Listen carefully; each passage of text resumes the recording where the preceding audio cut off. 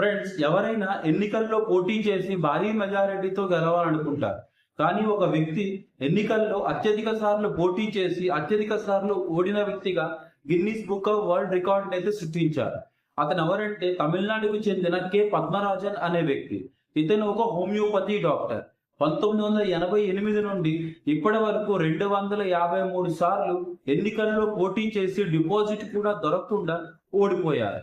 ఇతను ప్రజెంట్ ఇప్పుడు తమిళనాడులో జరగబోయే ఎన్నికల్లో 254సారి ఎన్నికల్లో పోటీ చేయబోతున్నారు.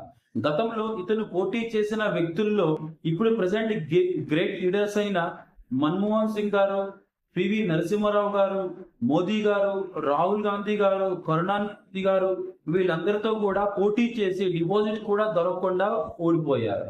ఇతను ఏం చెప్పారంటే, ఎన్నికల్లో పోటీ చేసి గెలవడం అనేది ముఖ్యం కాదు, ఒక సాధారణ వ్యక్తి కూడా ఎన్నికల్లో పోటీ చేయొచ్చు అనే లక్ష్యంతోనే ఇలా చేశానని తను చెప్పుకొచ్చారు.